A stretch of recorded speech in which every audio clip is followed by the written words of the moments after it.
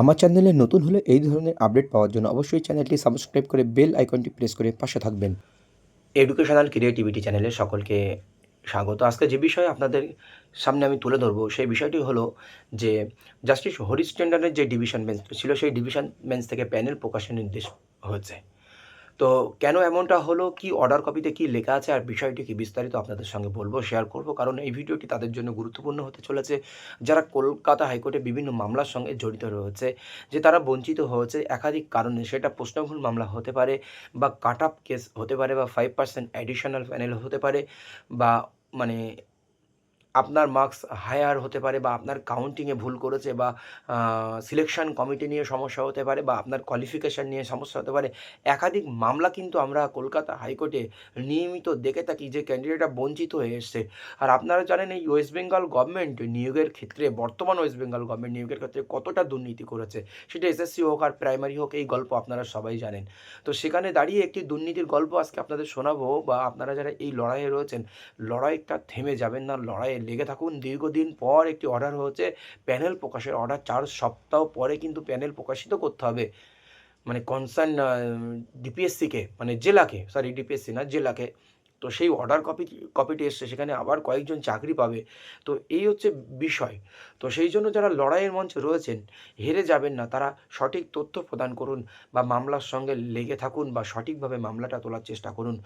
তো তাহলে আপনারা সফলতা সহজেই আপনাদের কিন্তু ধরা দেবে। এটাই আমাদের বিচার্য বিষয়।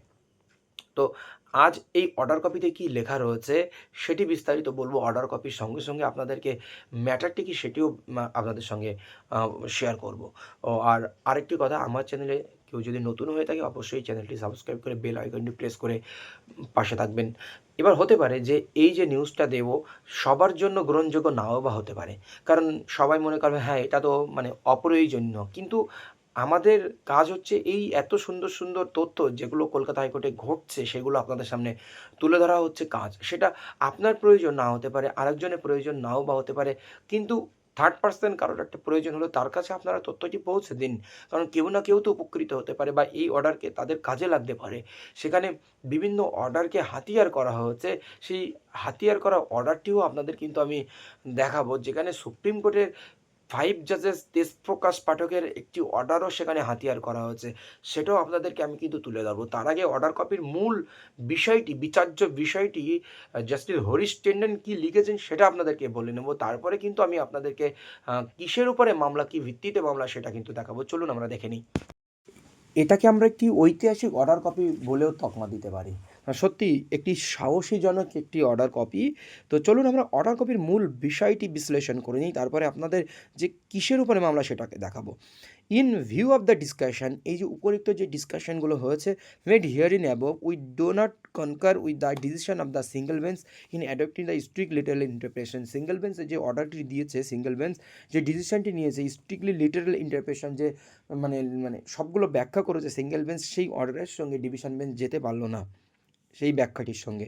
The impugned judgment and order is hereby set aside, যে ইমপিউন জাজমেন্ট দেওয়া হয়েছিল সিঙ্গেল বেঞ্চ থেকে, অ্যান্ড অর্ডার দেওয়া হয়েছিল সেটা সেট অ্যাসাইড করা হচ্ছে, সেটা আপাতত সরিয়ে রাখা হচ্ছে, বাতিল স্থগিত করে রাখা হচ্ছে। As a consequence whereof the decision of the district inspector of school Nadia is also quashed and set aside. তো ডিসিশন নদিয়ার ডিস্ট্রিক্ট ইন্সপেক্টর ডিআই স্কুল এডুকেশনের, যিনি যে ডিসিশনটি নিয়েছিলেন এই রিক্রুটমেন্টের জন্য, সেই রিক্রুটমেন্টের সেই মানে ডিআই ডিসিশনটাকে কোয়াস্ট বা বাতিল করে ছুঁড়ে ফেলে দেওয়া হচ্ছে, বা সেট অ্যাসাইড বা স্থগিত রাখা হচ্ছে। তো তারপরে বিচারপতি কী জানালেন, the district inspector of school Nadia is directed to take a decision on the approval of the panel within 4 weeks from the date of communication of this order in the light of the observation made here in above. যেদিন থেকে এই order copy নিয়ে concern ডিআইয়ের সঙ্গে communication করা হবে, তার 4 weeks-এর মধ্যে যথাযথভাবে প্যানেলকে অ্যাপ্রুভ করে সঠিক সিদ্ধান্তর মাধ্যমে প্যানেল প্রকাশিত করতে হবে। এই অর্ডারটি কিন্তু হয়েছে, একটি দারুণ অর্ডার। তো সুতরাং যেগুলো ছিল সব কিছু ডিসপোজ করে দেওয়া হয়েছে। এটি হচ্ছে দীর্ঘ 20 বছরের একটি মামলা। তো কিসের ভিত্তিতে সিলেকশন কমিটি বা সিলেকশন কমিটি ফরমেশন নিয়ে একটি ভীষণ গণ্ডগোল হয়েছে। তো সিলেকশন কমিটি ফরমেশনটাও সঠিকভাবে হওয়া উচিত, যেখানে সুপ্রিম কোর্টের একটি অর্ডারকে হাতিয়ার করা হয়েছে। চলুন আমরা সেটি দেখে নিই। এখানে দেখুন Tejprakash Pathak and ors versus Rajasthan High Court, এটা কিন্তু 2025 সালের একটি অর্ডার, সেটাও এখানে হাতিয়ার করা হচ্ছে।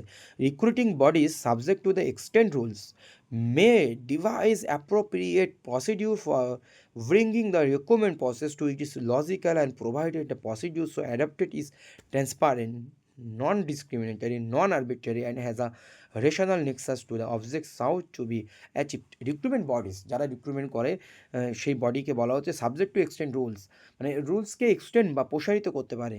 অ্যাপ্রোপ্রিয়েট প্রসিডিউর যথাযথ প্রসিডিউরের মাধ্যমে সেটা করা যেতে পারে। ব্রিং দ্য রিক্রুটমেন্ট প্রসেস যেটি যুক্তিযুক্ত হতে পারে বা যেখানে কোনো নন ডিসক্রিমিনেশন থাকবে না, কোনো মানে অবৈষম্যতা যেখানে থাকবে না। রেশনাল নেক্সাস মানে যেখানে যৌতিকতার ভিত্তিতে সব কিছু দেখা হবে। Subject how to be achieved, সহজে সব কিছু অ্যাচিভ করা যাবে, সেই ব্যাপারটা নিয়ে এখানে তেজ প্রকাশ পাঠকের অর্ডার কপিটি কিন্তু এখানে উঠে এসেছে। তো চলুন এইবার মামলাটির বিষয়বস্তুটি কি সেটাও আমরা দেখে নিই যে আসল বিষয়টি এখানে কী হয়েছে। দেখুন, আমি প্রথমে আপনাদেরকে ইংলিশটি পড়ে দিচ্ছি, তারপর সংক্ষেপে আপনাদেরকে বিষয়টি বলে দেবো। In our view the very purpose of the rule will be frustrated if such selection is not made by at least 50% of the member of the selection committee. তো সিলেকশন কমিটি নিয়ে গণ্ডগোল প্রথমে বুঝে গেছেন। এবার আপনার শেষের দিকটা আমি পড়ছি, কারণ বিস্তারিত ভিডিওটা বড় হয়ে যাবে, আপনারাও বিরক্ত হয়ে যাবেন। In the instant case, unfortunately, out of 5 members, only 2 members were present in the selection committee. And before the interview had taken place, it was made known that the other 3 members would not be coming. 50%ও selection committee ছিলেন না। Selection কমিটিতে 5 জন থাকার কথা ছিল, কিন্তু সেই ইন্টারভিউর দিন সিলেকশন কমিটিতে 2 জন উপস্থিত ছিলেন আর 3 জন ছিলেন না। সেখানে মিনিমাম 3 জন বা 50% যদিও থাকতো তাহলে এটাকে লিগাল বলে মেনে নেওয়া যেত, বেশিরভাগ ক্যান্ডিডেট থাকতো। কিন্তু উইথাউট নোটিফিকেশানে সেখানে সিলেকশন কমিটিতে বাকি 3 জন উপস্থিত ছিলেন না, 2 জনকে নিয়ে ইন্টারভিউ সম্পন্ন করা হয়েছে। তার জন্য মামলা করা হয়, সেই জন্য নিয়োগটি দীর্ঘ 20 বছর স্থগিত হয়েছিল। তো তারপরে দেখুন, in the aforesaid circumstances the interviews ought to have been postpone to that such interview could have been held in the presence of more members of the selection committee represent at least 50%। সেই মুহূর্তে ইন্টারভিউটা postpone করে দেওয়া উচিত ছিল। সেখানে minimum 50% representing authority বা selection committee 50% উপস্থিত থাকতে পারতেন না, 5 জনের মধ্যে 3 জন মিনিমাম উপস্থিত থাকতে এই ইন্টারভিউটা সম্পন্ন করা যেত। এর উপরে ভিত্তি করে এই মামলাটি শেষ পর্যন্ত কলকাতা হাইকোর্টের সিঙ্গল বেঞ্চে কিন্তু পিটিশনারদের হার হয়ে যায়, কিন্তু ডিভিশন বেঞ্চে জাস্টিস হরিশ ট্যান্ডন কিন্তু পিটিশনারদের পক্ষে যায় এবং প্যানেল প্রকাশিত করতে পারে, এমনটা একটি দাঁড়িয়েছে।